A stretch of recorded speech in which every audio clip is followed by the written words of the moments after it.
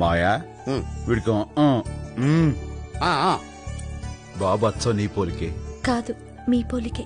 ఇద్దరులో ఎవరో ఒకరి పోలిక వీడు పుట్టాక మనకు ఒక కొత్త టెన్షన్ స్టార్ట్ అయింది. ఏంటి మావయ్య? వీడి కట్నం కోసం కూడా ఆవిడ పీడిస్తుంది. ఏమిటి పీడించేది? 5,000 చూపిస్తే 50 లక్షలు ఇస్తాడేమో అనుకున్నా. ఇప్పటిదాకా ఒక్క పైసా కూడా రాలేదు. అప్పుడే కొడుకు మాత్రం పుట్టేశాడు. ఇదిగో అమ్మాయి, మనవుడు పుట్టాడు కదా అని మీ నాన్న ఎగేసుకొని వస్తాడేమో.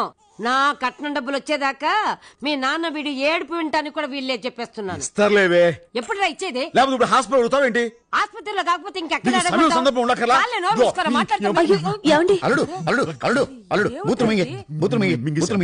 ఇస్తాడు హాస్పిటల్లో గొడవ ఎందుకు? ఇంకెప్పుడు ఇస్తారు?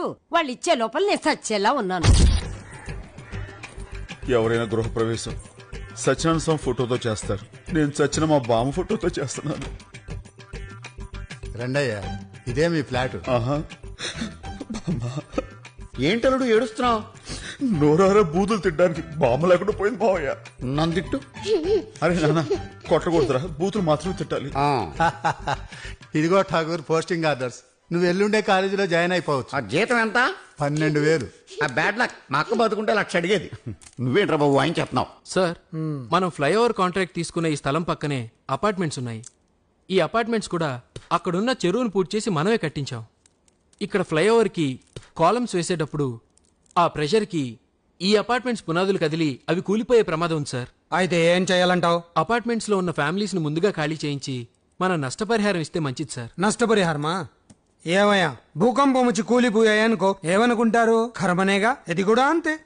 నువ్వు చెప్పినట్లు చేస్తే కోట్లు లాస్ వస్తుంది. నేను సెంటిమెంట్స్ గురించి మాట్లాడుతున్నాను, మీరు బిజినెస్ గురించి మాట్లాడుతున్నారు. నాకెందుకు ఏ సెంటిమెంట్? అందులో నా భార్య బిడ్డలున్నారా? వెంటనే పని మొదలు పెట్టండి.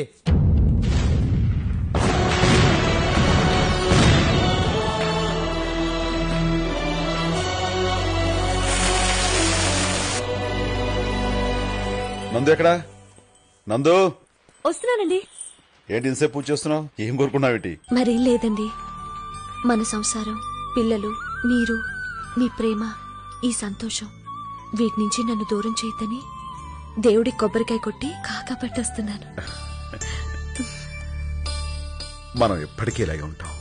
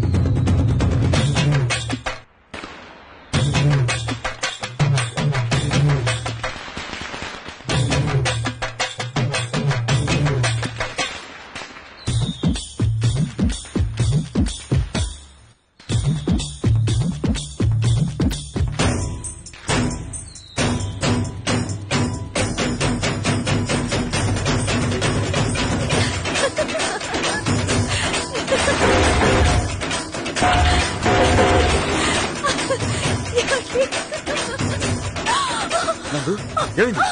లోపలికి వెళ్దాం పదా. Just relax. నువ్వు పడుకో, నేను డాక్టర్ కలిసి వస్తాను. పడుకో.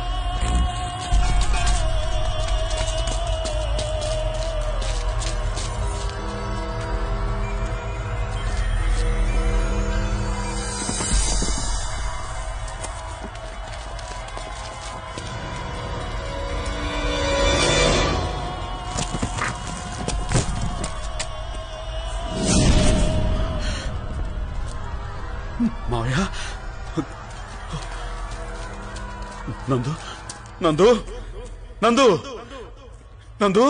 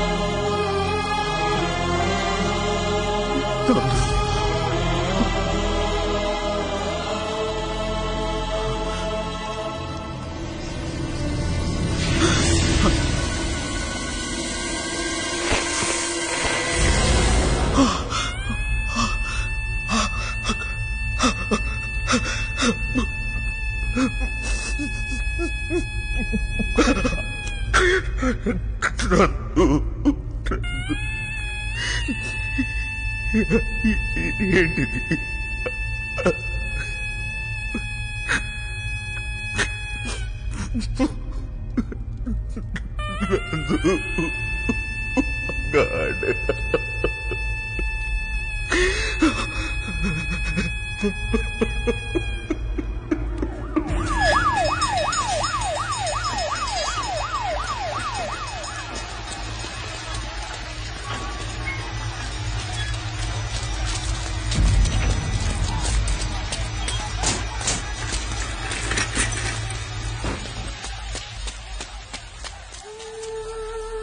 మరేం లేదండి. మన సంసారం, పిల్లలు, మీరు, మీ ప్రేమ, ఈ సంతోషం వీటి నుంచి నన్ను దూరం చేయొద్దని దేవుడి కొబ్బరికాయ కొట్టి కాకా పట్టేస్తున్నాను.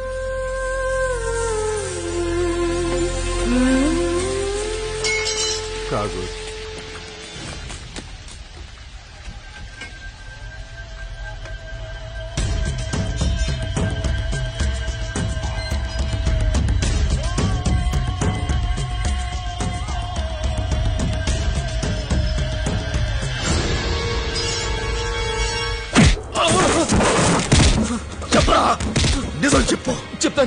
చెప్తాను సార్.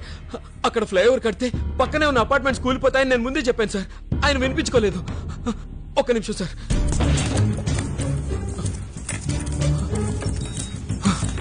ఇదిగోండి సార్, ఈ ఫైల్లో అన్ని ఆధారాలు ఉన్నాయి. ఏ డిపార్ట్మెంట్ కి ఎంత ఇచ్చి మేనేజ్ చేసింది ఇందులో వివరంగా ఉన్నాయి సార్. చూడండి సార్, మీరే చూడండి. ఫుల్ డీటెయిల్స్ దీనిలోనే ఉన్నాయి సార్.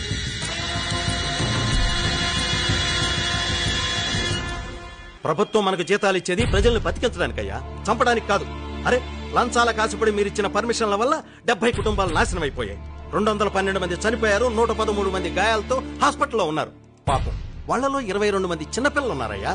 కలెక్టర్ గారు, అసలు అక్కడ చెరువు ఉండేది సార్, వాళ్ళు దాన్ని పూర్తి చేశారు.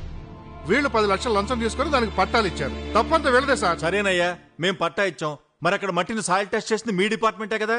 మీకు తెలియదు అక్కడ అంత పెద్ద అపార్ట్మెంట్ నిలవదని? పెద్ద లంచం తీసుకున్నది మమ్మల్ని తప్పుడుతున్నారు. మీరు తీసుకోవాలి 19 లక్షల లంచం. ఏదేమైనా మీ 2 డిపార్ట్మెంట్స్ వల్ల ఇప్పుడు మేమందరం ఇరుక్కున్నాం. అబ్బో, మీరు చాలా సిన్సియర్. మరి సార్, మీ ముందు అందరూ సిన్సియరే. ఈయన 20 లక్షలు తీసుకుని అప్రూవల్ ఇచ్చాడు.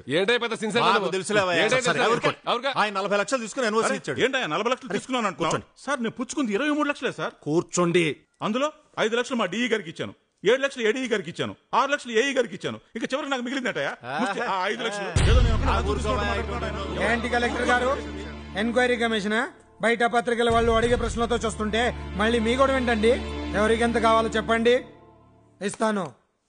ఎంక్వైరీలో ఏం జరగలేదని రాసి కేసు మూసండి. ఇది మీరు అనుకున్నంత సింపుల్ ఇష్యూ కాదు, చాలా పెద్ద ప్రాబ్లం. అరే, ఆఫీస్ అండి ఇది, కొంచెమన్నా డీసెన్సీ లేకుండా. ఏంటి డీసెన్సీ? మీ అమ్మాయి మెడికల్ సీట్ కి నా దగ్గర 10 లక్షలు తీసుకున్నప్పుడు ఏమైంది ఈ డీసెన్సీ? డీసెన్సీ, సిన్సియారిటీ గురించి మా సంగతి సరేనండి, కానీ ఆయన దగ్గర అన్ని ఆధారాలు ఉన్నాయి. ఆయనకేం చెప్తారో చెప్పి ఒప్పించండి. ఏంటి విషయం? దీన్ని ఇష్యూ చేద్దామనుకుంటున్నావా? ఆ ఫైల్ పెట్టుకుని నువ్వు ఏం చేయలేవయ్యా. నీకు కావాలంటే 2 ఛాన్సులు ఇస్తాను. ఏపీ మొత్తం మీద ఎవరికైనా ఫోన్ చేసి నా మీద కంప్లైంట్ ఇవ్వు. దా రా రా. కమిషనర్ ఆఫీస్ అండి? సార్, నేను అపార్ట్మెంట్ స్కూల్ పై చాలా మంది జనం చనిపోయారే, దాని వెనకాల పెద్ద అవినీతి ఉంది సార్. దానికి సంబంధించిన ఆధారాలని నా దగ్గర ఉన్నాయి. రాంగ్ నంబర్ అన్నాడా? నెక్స్ట్ ట్రై చే.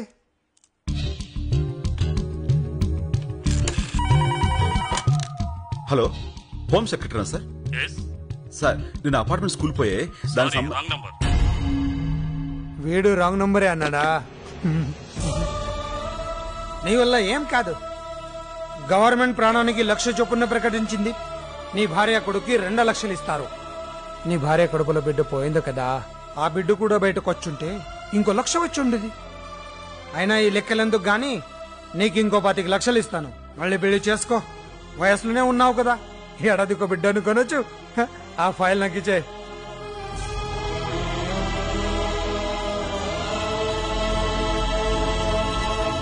ఏంటయ్యా వెళ్ళిపోతున్నావు? ఏ డబ్బా అవసరం లేదా? చూడండి అయ్యా, రూపాయి తీసుకోకుండా ఫైల్ ఇచ్చి వెళ్తున్నాడు. నేర్చుకోండి అయ్యా అతన్ని చూసి.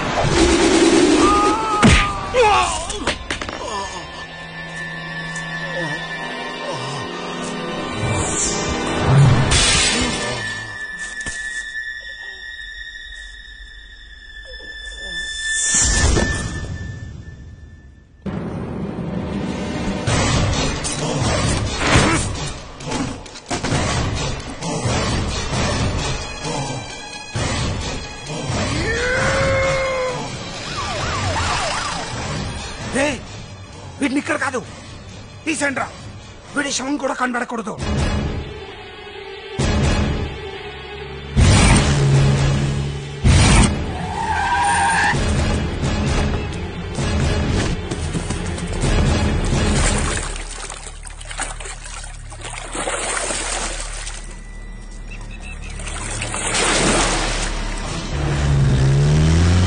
నాకు మళ్లీ జీవితాన్ని ఇచ్చింది ఆ కాలేజ్ స్టూడెంట్స్. అంతమంది చావుకు కారణమైన ఆ బద్రీనారాయణను నేను చంపాలనుకోలేదు. దీనికంతటికీ కారణమైన అవినీతిని చంపాలనుకున్నాను.